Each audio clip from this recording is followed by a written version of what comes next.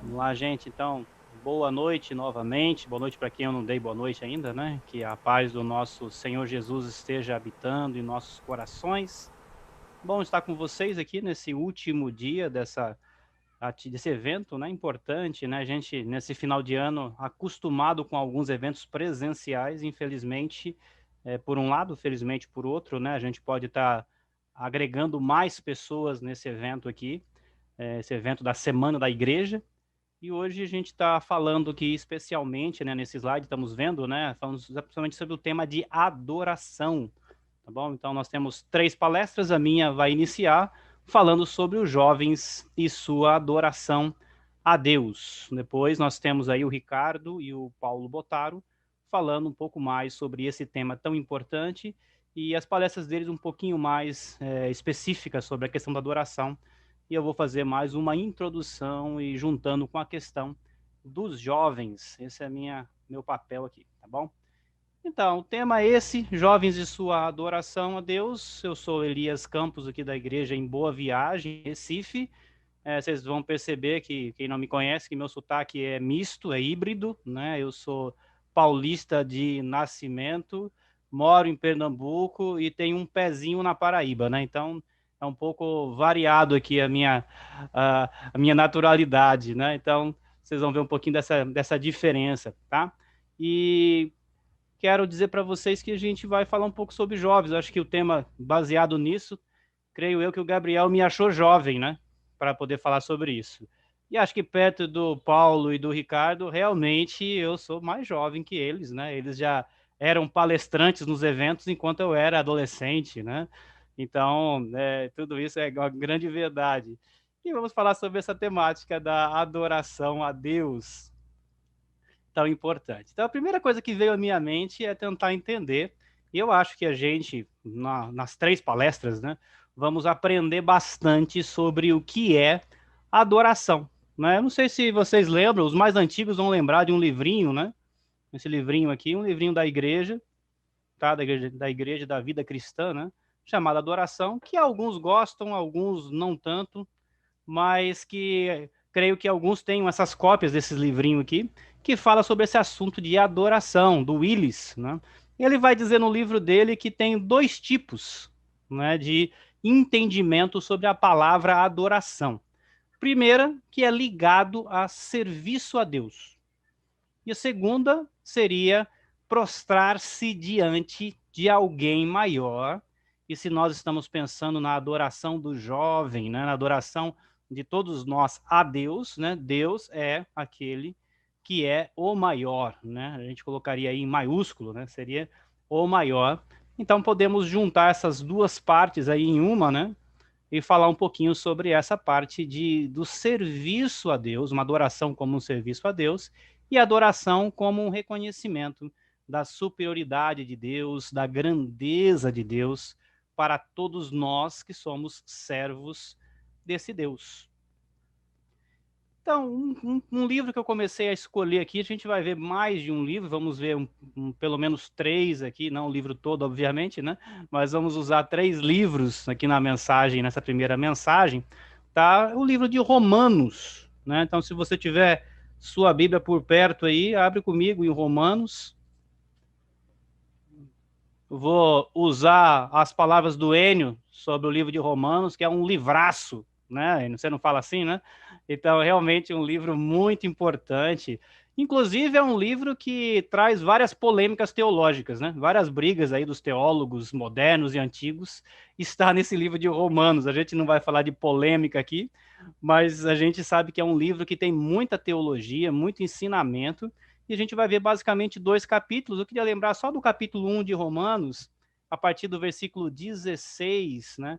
Que diz assim, Paulo vai dizer: pois não me envergonho do evangelho, porque é o poder de Deus para a salvação de todo aquele que crê, primeiro do judeu e também do grego, visto que a justiça de Deus se revela no evangelho de fé em fé, ou como está escrito, o justo viverá por fé. Ou a gente pode dizer, né, que visto que a justiça de Deus se revela no Evangelho, de uma fé que vai do início ao fim, o justo viverá por sua fidelidade. Então, duas formas de a gente ler esse versículo, mas o ponto aqui é a gente entender isso, né? Que o justo vive por sua vida fiel, né? Pela sua fidelidade, tá lembrando, né? Paulo estava com um Abacuque na cabeça quando está escrevendo esse livro, né? Então, Abacuque faz um contraste, né, sobre os planos do homem, a forma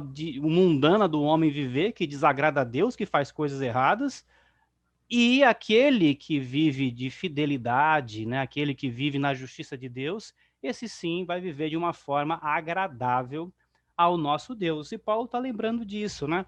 Paulo começa a dizer, olha, eu não me envergonho do evangelho, né? E é tão interessante isso, porque talvez ele tivesse, né? Está escrevendo aqui para Romanos, talvez ele tivesse justificativa para isso, né? Roma, que nessa época era um império poderoso, um império grande, né, que dominava o mundo. Quem morava nessa cidade de Roma entendia bem isso, né? E Roma foi aquela que crucificou esse Jesus do evangelho que Paulo está pregando. Então, o romano podia dizer, bem, a gente é superior a Jesus, né? Foi a gente quem crucificou Jesus, né? E isso podia até ofuscar um pouco o cristão. Podia até colocar o cristão caladinho, né? Mas Paulo vai dizer, eu não tenho vergonha do evangelho. Eu não me envergonho disso, né? Talvez aquilo que é loucura para alguns, né? Paulo vai dizer, eu sei que é aquilo que dá o poder da salvação. É no evangelho de Jesus, na crucificação e ressurreição de Jesus, na mensagem de Jesus, nós temos o manual, né, o mapa do tesouro da salvação em Jesus Cristo. E Paulo está dizendo isso, olha, aquele que crê, esse que crê, ele realmente é aquela pessoa que vai ser salva, né? Vai ser salva realmente por nosso Jesus. E ele vai dizer depois que a justiça de Deus, ela é revelada através do evangelho de Jesus, da fé da gente, né? A fé da gente é uma fé que deve ser crescente, né? A fé, ela começa no dia que a gente ouviu falar de Jesus, do evangelho de Jesus e acreditamos, e vai terminar até quando Jesus vier e a fé não seja mais necessária para nós, porque vamos estar vendo face a face e usufruindo de toda a grandeza que Jesus tem prometido a nós. Mas aí Paulo fala aqui no 17 que o justo viverá por sua fidelidade. Então a gente pensando no serviço, na adoração como um serviço, né, como um serviço a Deus, o justo vive por sua fidelidade, uma forma que agrada ao nosso Deus. Então vamos dar uma olhadinha lá então em Romanos 12, que é o ponto que eu gostaria de destacar aqui desse primeiro ponto do serviço. Lá Paulo vai dizer no versículo 1, versículos bem conhecidos, né? Versículo 1 e 2 aqui de Romanos. Paulo vai dizer assim: rogo-vos, pois, irmãos, pela misericórdia ou pelas misericórdias de Deus, que apresenteis o vosso corpo por sacrifício vivo, santo e agradável a Deus, que é o vosso culto racional. E não vos conformeis com este século, mas transformai-vos pela renovação da vossa mente, para que experimenteis qual seja a boa, agradável e perfeita vontade de Deus. Então, pensando aqui no livro de Romanos, pensando justamente nesse evangelho poderoso que salvou, né, as nossas vidas, que salva a vida das pessoas, né, que diz que o justo é aquele que vive por sua fidelidade a Deus, aquele que vive realmente fazendo a vontade de Deus, de fé em fé, crescendo na fé, ouvindo de Deus e praticando a palavra de Deus. Aqui ele vai dizer, olha, rogando, né, um pedido, implorando aqui para os irmãos que eles possam viver de forma santa, agradável, como um sacrifício vivo, em comparação, né, à antiga aliança, que o sacrifício era morto, né, se matava o animal e sacrificava, agora nós somos sacrifícios vivos ao nosso Deus, E ele vai dizer, assim que deve ser a nossa adoração racional, o nosso culto racional deve ser dessa forma. Nós estamos numa era hoje, né, pensando em jovens também, é até interessante que se você, jovem, fizer uma pesquisa no Google aí, colocar adoração, você vai ver um monte de gente com a mão levantada, né, um grupo levantado assim, ligando aquele louvor fervoroso, né, que eles dizem.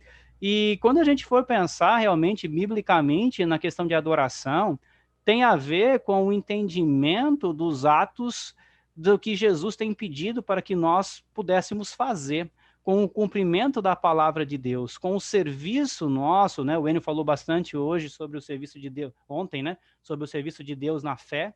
Então, é importante a gente entender isso, né? Paulo dizendo, olha, o culto racional, né, que nós devemos oferecer ao nosso Deus tem a ver com uma vida de sacrifício. E esse sacrifício aqui é um sacrifício vivo, separado, santo, né? Até é interessante a gente, quando fala sobre a palavrinha santo, né, o que significa isso, né? A santidade de Deus, né, essa separação de Deus é tão grande que quando Moisés chega lá na sarça, né, ele tem que tirar a sandália, porque a terra é santa, não se mistura com outras coisas, né? A majestade de Deus é tão grande que alguns profetas no Velho Testamento, para poder falar a palavra santa de Deus, tinha a boca purificada, os lábios purificados, né? Então, a nossa vida, como um sacrifício vivo, como uma dedicação, uma vida de adoração a Deus, ela é assim, ela é santa, é separada, não é maculada com nada, não é manchada pelas coisas do mundo.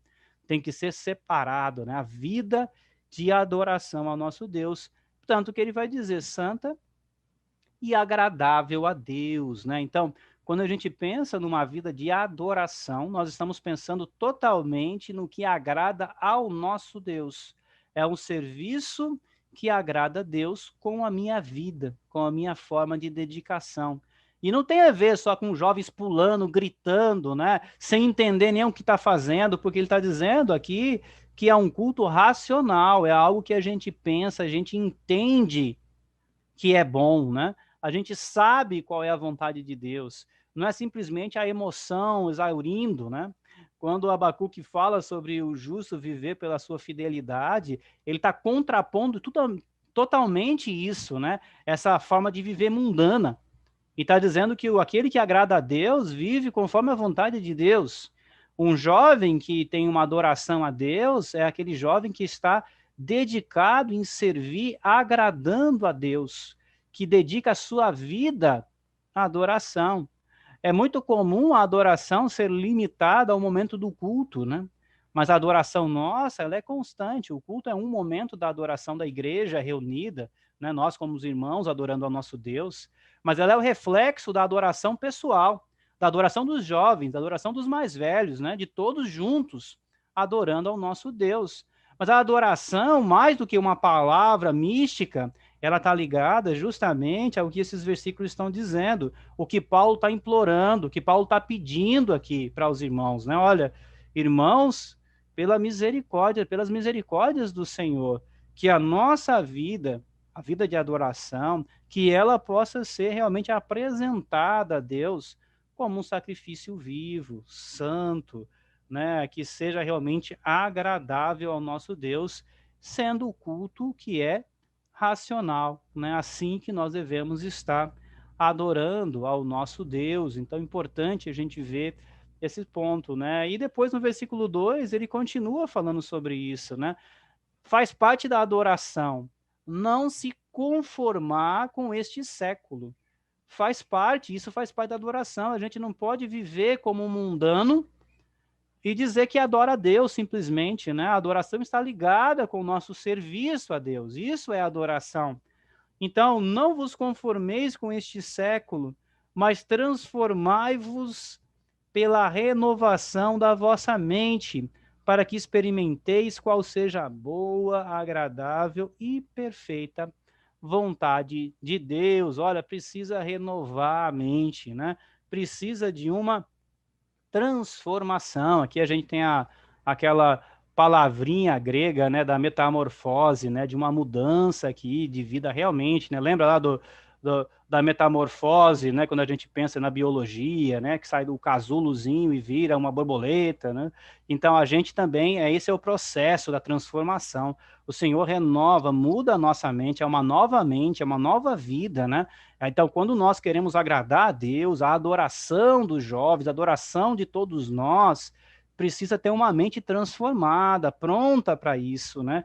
E faz parte, você e eu, não nos conformarmos com esse mundo, né? Primeiro Pedro também usa a palavrinha semelhante, dizendo para que a gente não se amolde ao mundo. Então, o mundo tem um padrão, gente. Eu costumo dizer para os jovens, digo de novo para vocês e para todos nós, que às vezes estamos seguindo o padrão na fala nossa, no comportamento nosso, que estamos seguindo uma pessoa aí que a gente nem sabe quem é. De repente, alguém inventa um modelozinho de foto. Já percebeu já? Eu falo para as meninas, né? Que alguém inventou um modelinho fazendo um biquinho para tirar foto, né?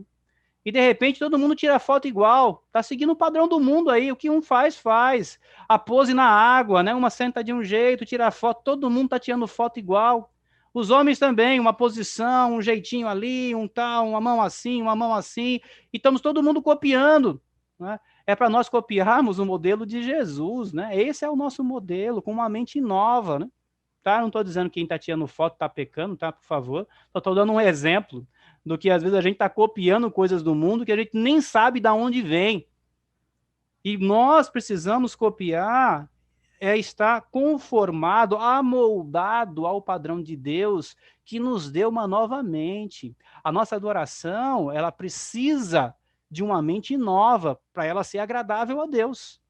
Precisa ser renovada, precisa estar mudada para agradar a Deus. Não é com o padrão do mundo, não é seguindo o palavreado do mundo, não é as falas do mundo. Conheci pessoas, conheci jovens que começaram a falar palavrões e não acham nem que é palavrão mais, porque é tão comum no dia a dia dele. Ele fala, não, mas essa palavra é normal. Normal para quem?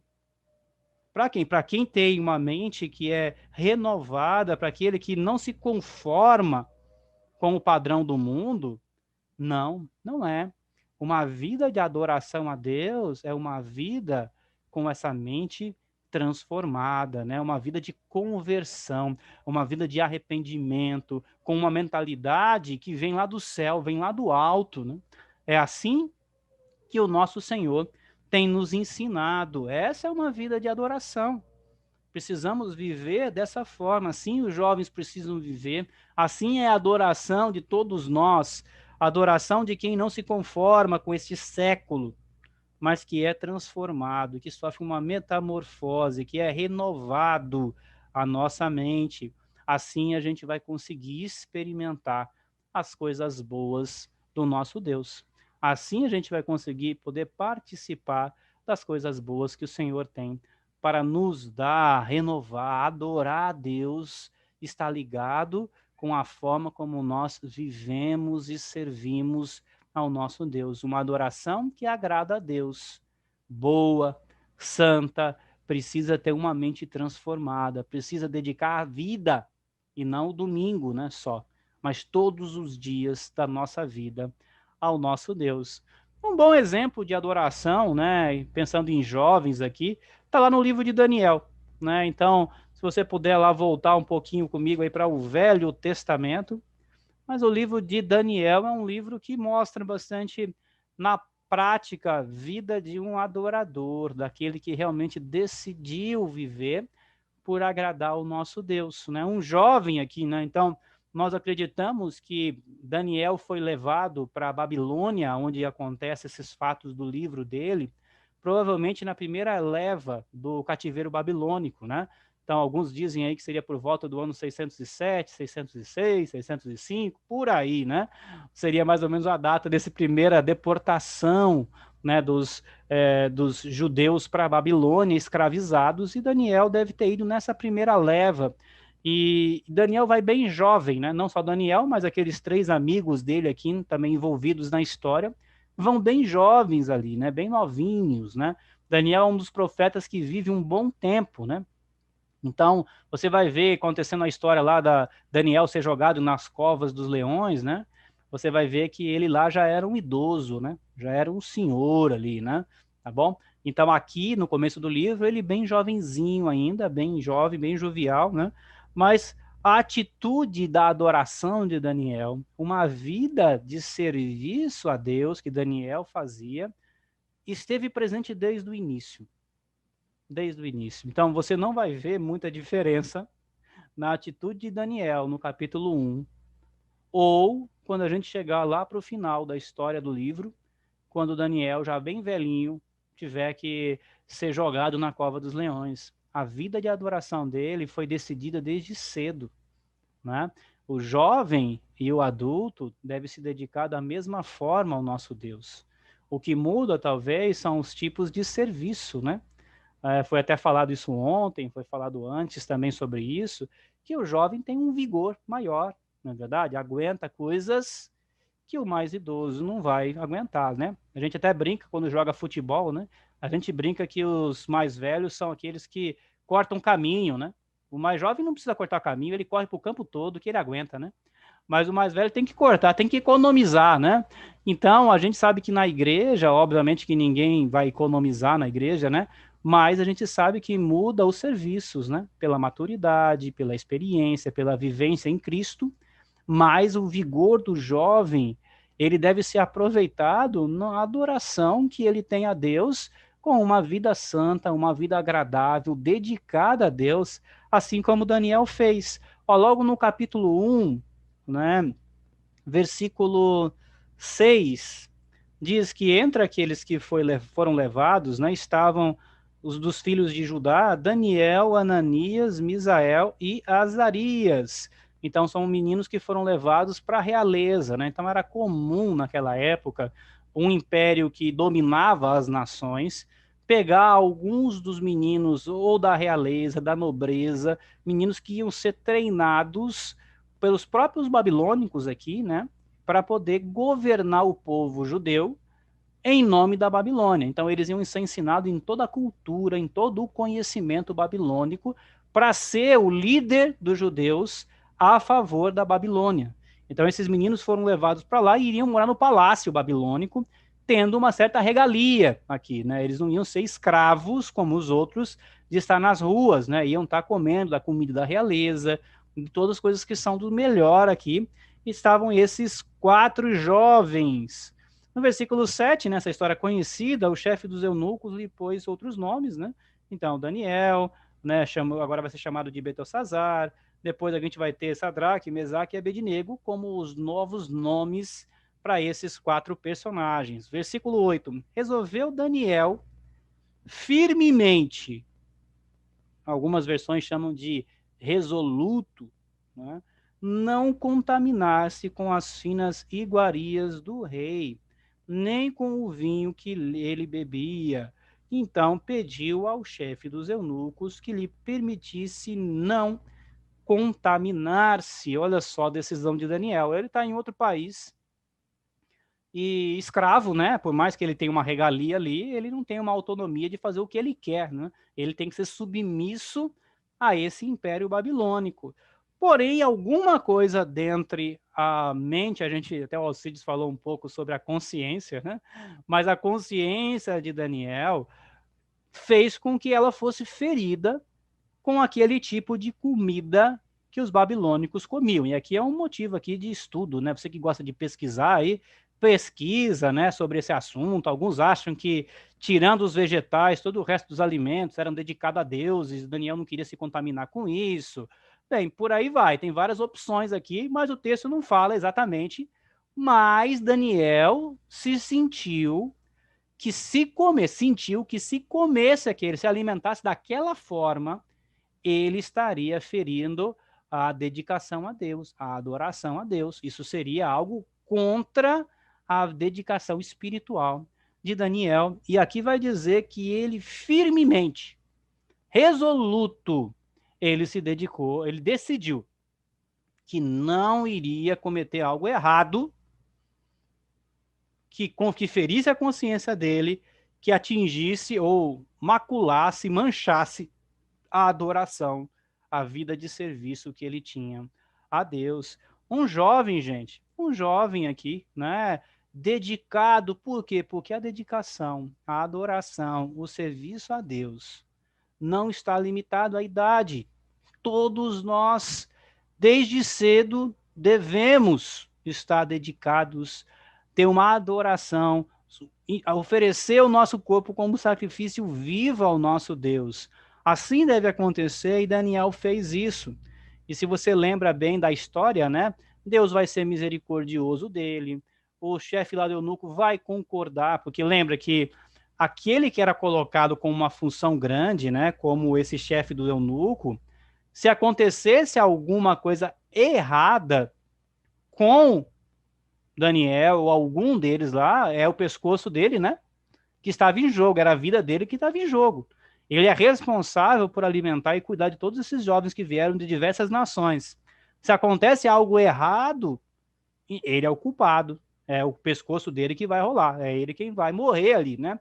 Então, ele também aqui teve que acreditar em Daniel e viu o poder de Deus que se manteve, né? Tanto ele quanto os seus amigos mais forte, né? Inclusive, no versículo 12, Daniel vai dizer: experimenta, peço-te os teus servos 10 dias, e que se os deem legumes a comer e água a beber. E depois disso, eles viram que eles estavam mais fortes ainda, né?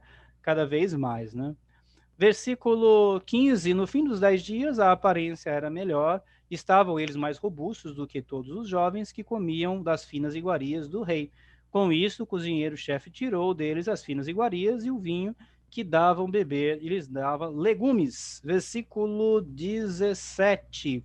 Ora, a estes quatro jovens, Deus deu conhecimento e a inteligência em toda a cultura e sabedoria, mas a Daniel deu inteligência de todas as visões e sonhos, né? E aí a gente vê um versículo aqui chave no livro, né? Um versículo bem importante para nós dentro do livro de Daniel, para a gente ver quem é esse Daniel. Daniel é aquele que recebeu de Deus inteligência, que recebeu de Deus uma sabedoria, inclusive o dom aqui de interpretar as visões e os sonhos. Olha só, aquele jovem que se dedicou a Deus, que dedicou serviço a Deus, uma adoração a Deus, custe o que custar. Ele podia ter sido repreendido, ele podia ter sido maltratado pela forma como ele fez, por não aceitar aquilo, mas ele fez o que agradava a Deus e Deus abençoou Daniel, inclusive recebendo dons, né? Dons, né? Tanto a sabedoria quanto dons de poder interpretar os sonhos e as visões aqui no livro, né? No capítulo 2 de Daniel, continuando aqui essa história, né? Nós temos aquele momento da interpretação do sonho. Então, o rei tem aquela visão, aquele sonho dele, na verdade, né? Um sonho, né? Até alguém pergunta, né? Qual a diferença de um sonho e uma visão, né?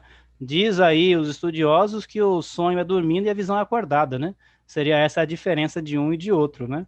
Mas seguindo aqui esse sonho do rei, a gente tem uma questão de que o rei colocou aos sábios, Daniel e os amigos eram uns dos sábios aqui do rei. Então, o rei na sua corte tinha na sua comissão um grupo de sábios. E como ele teve um sonho ali perturbador, ele queria que os seus sábios lá, eles resolvessem esse sonho, né? E o que acontece? O rei percebeu, né? Falou, olha, se eu conto o sonho para eles, eles me dão uma interpretação qualquer, né? Então, o que o rei resolveu fazer? Eu quero que vocês descubram o sonho e interpretem o sonho. E aí os caras ficam doidos, né? Falou, olha, ninguém fez isso, nenhum rei exigiu isso até hoje da gente, isso é desumano, até que o rei ficou bravo e falou, olha, se esses meus servos aí, que comem da minha iguaria, que estão pagando salário para eles, não resolve o meu problema, então eu mato todo mundo, né? Vou fazer uma nova equipe de sábios aí, tá? E Daniel e os amigos são dessa equipe, né? E ficam sabendo disso, fica sabendo do que estava acontecendo. Então, depois que Daniel ficou sabendo, no versículo 16 do capítulo 2, foi Daniel ter com o rei e lhe pediu que designasse o tempo, e ele revelaria ao rei a interpretação, né? Então, Daniel realmente viu a situação, viu que iriam morrer ele e os amigos, e ele realmente foi lá falar com o rei e pediu um tempo para poder interpretar. E olha o que um homem sábio, olha que um jovem sábio, um jovem dedicado à adoração a Deus, olha o que ele faz, né? Olha os pontos importantes aqui. Versículo 17, então Daniel foi para casa e fez saber o caso a Ananias, Misael e Azarias, seus companheiros, para que pedissem misericórdia ao Deus do céu sobre esse mistério, a fim de que Daniel e seus companheiros não perecessem com o resto dos sábios da Babilônia. Então, Daniel, logo de cara, vai pedir o mais importante, né? Não só ele, mas falou para outras pessoas, que talvez seja um ponto muito importante para nós, né? Numa dificuldade, numa afronta contra a fé da gente, contra o físico da gente mesmo, né? A gente poder chamar homens de Deus para orar junto a Deus, né? E Daniel faz isso, né? Vamos orar a Deus, porque o Deus é aquele, o nosso Deus, é Deus que pode resolver o problema. Daniel aqui, na sua vida de adoração, recorre tanto ele quanto seus amigos recorrem a Deus em oração, algo importante aqui nisso, né? Versículo 19 diz que o sonho foi revelado a Daniel numa visão de noite. Daniel bendisse o Deus do céu. É importante isso também, né? Quando eles oraram ali, né, pedindo para que Deus pudesse ajudar, isso é importante, mas quando Deus respondeu à oração, deu o que ele precisava, né? Ele bendisse ao nome de Deus, porque o nosso Deus é digno que nós possamos estar sempre bendizendo, né? Louvando ao seu nome. Isso é muito importante. Então foi revelado o mistério numa visão à noite, como eu falei para vocês, versículo 20. Disse Daniel: Seja bendito o nome de Deus, de eternidade e eternidade, porque dele é a sabedoria e o poder. É ele quem muda o tempo e as estações, que remove reis e estabelece reis.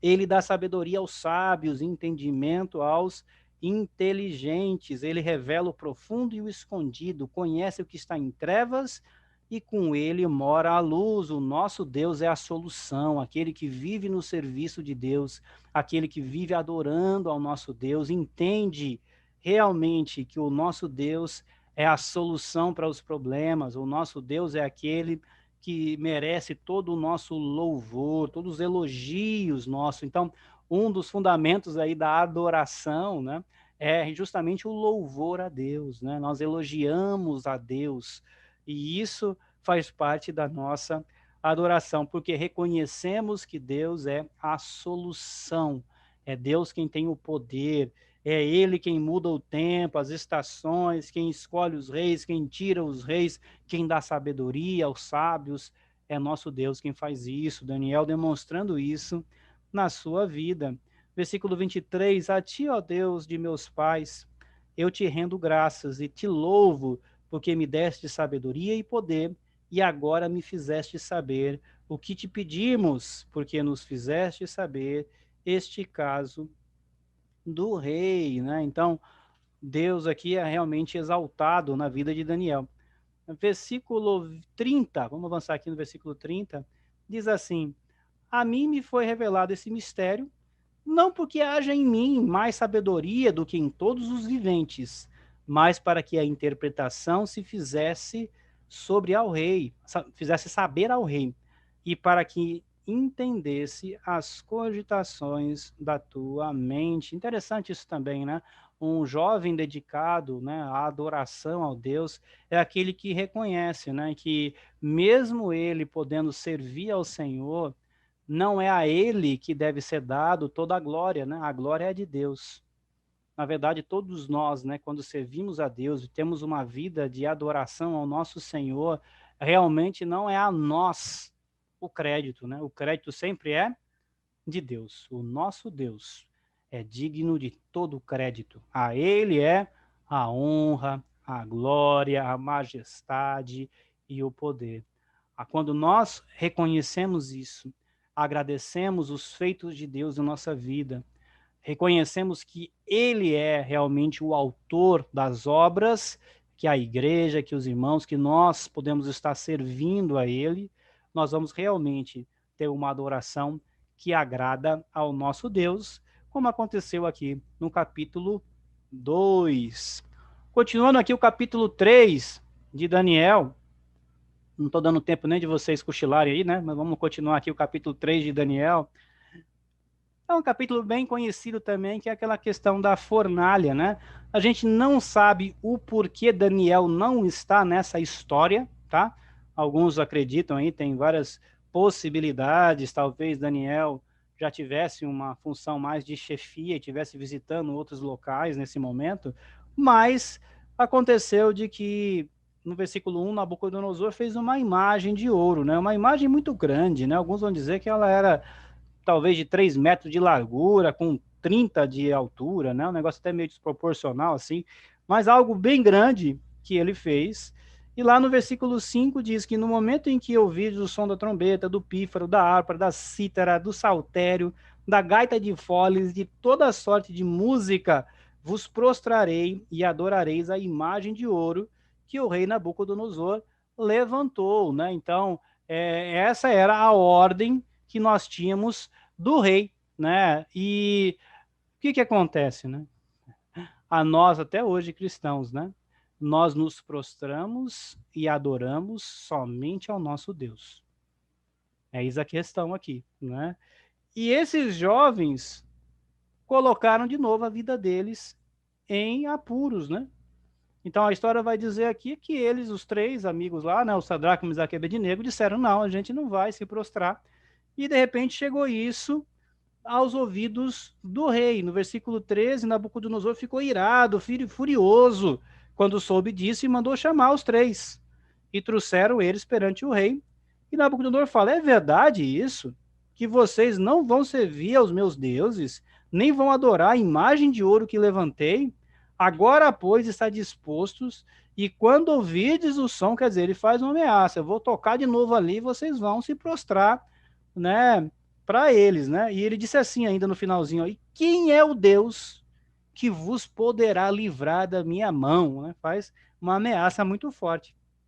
Versículo 16: responderam Sadraque, Mesaque e Abednego ao rei: ó Nabucodonosor, quanto a isso, não necessitamos de te responder.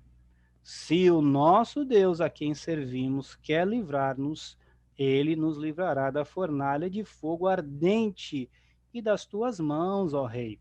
Se não, fica sabendo, ó rei, que não serviremos a teus deuses, nem adoraremos a imagem de ouro que levantastes. Essa é a adoração de um servo de Deus, né?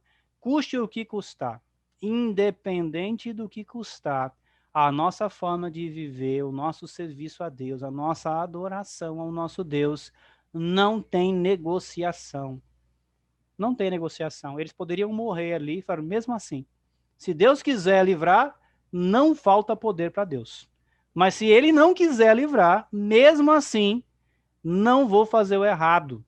Não vou me inclinar a essas coisas erradas aqui, conforme está escrito nesse capítulo 3. E a gente sabe aí, né, se não sabe, né, Nabucodonosor fica mais irado ainda, né? Você pegar uma pessoa cheio de ego, é o rei do mundo na época, né?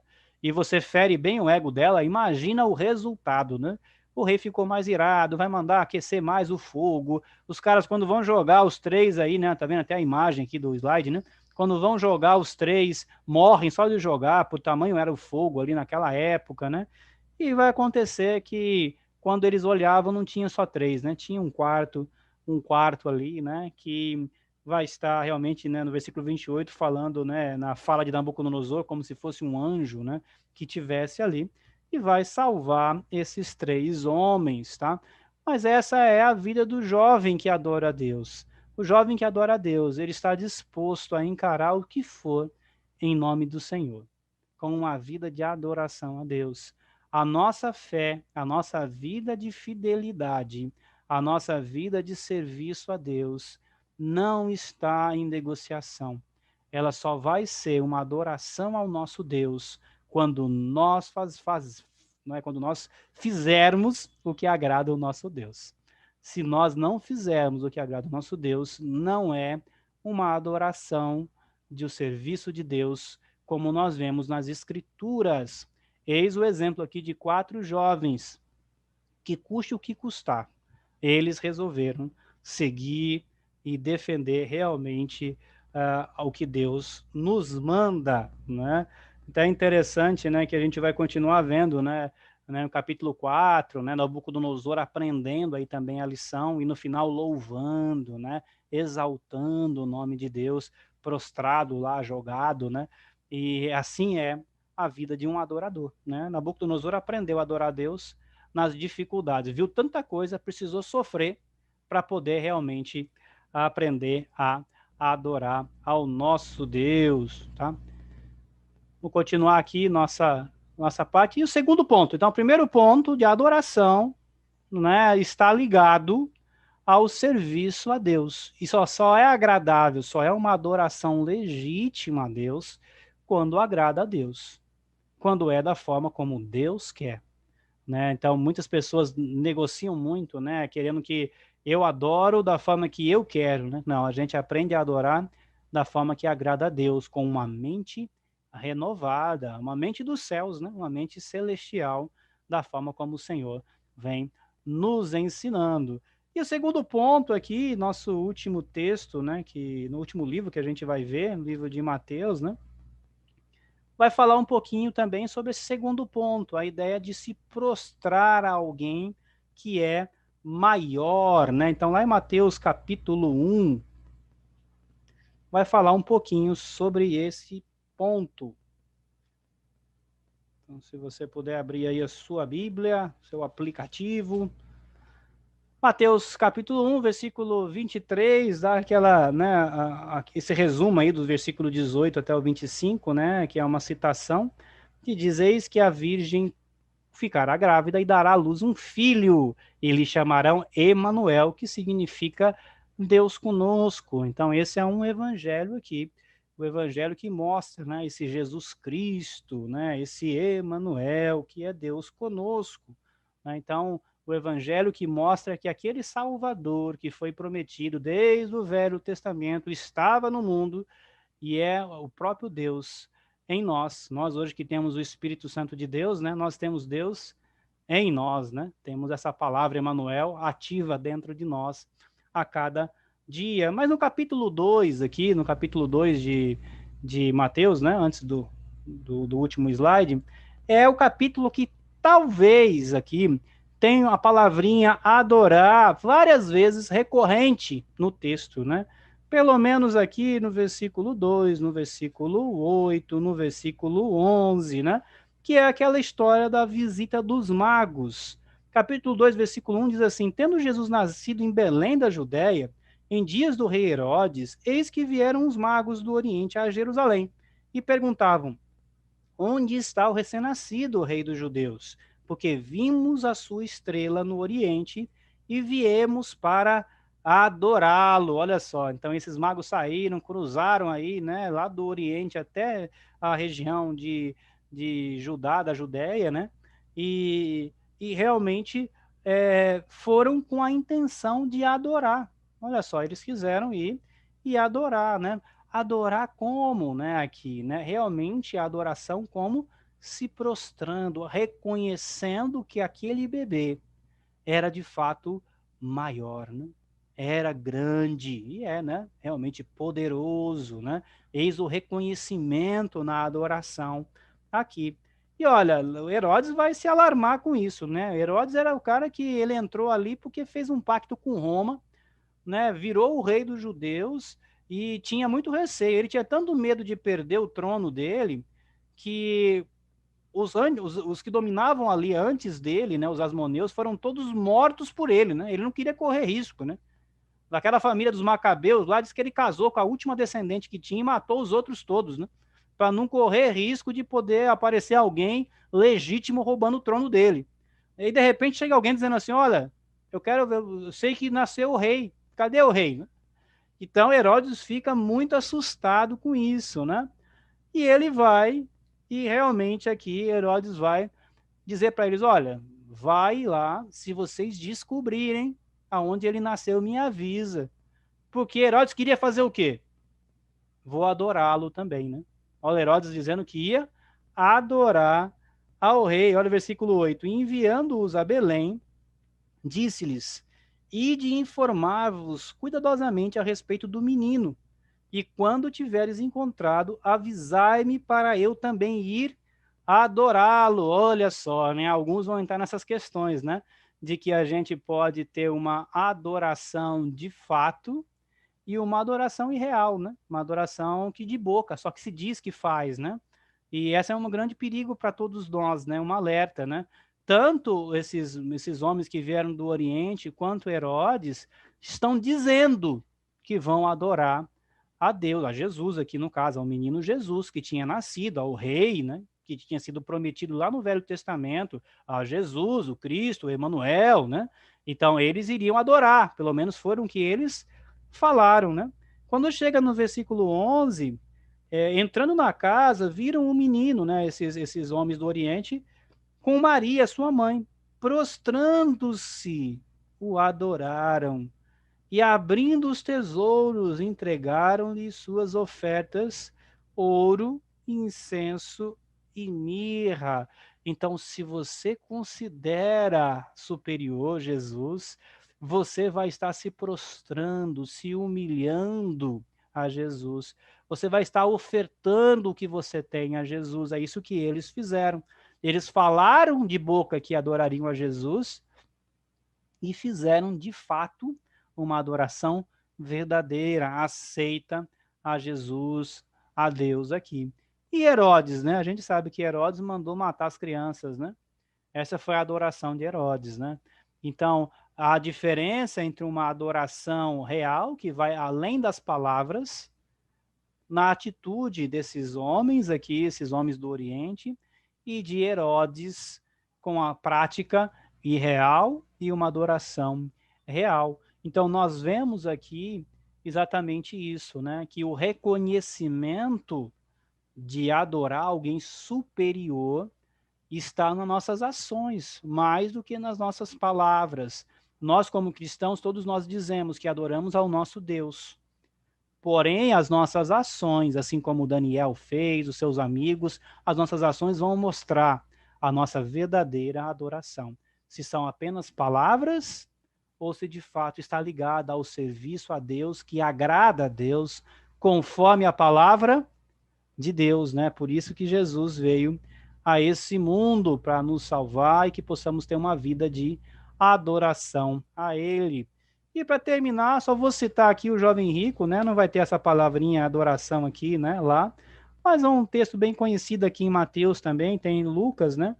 Mas mostrando alguns perigos, né? Porque esse jovem, se você olhar no começo dessa história, você vai ver que ele já começa chamando Jesus de bom mestre, né? Jesus fala, quem é bom? Só bom é somente Deus, né? Juntando os dois textos de Mateus com Lucas, né? E é até interessante isso, porque a gente sabe que Jesus é bom, né? Mas talvez na fala dele, né, estava considerando Jesus apenas como um mestre, né? Não houve um reconhecimento de Jesus como um Deus, né? Porque se Jesus é Deus, ele é bom, né? De fato, e é verdade, né? Mas a consideração desse jovem talvez não foi essa, né? Pelo menos não é o que parece. Mas ele é um cara que, aparentemente, no visual, assim, se eu e você fôssemos vizinhos dele, íamos dizer assim, poxa, é um cara espiritual, é um cara dedicado a Deus, né?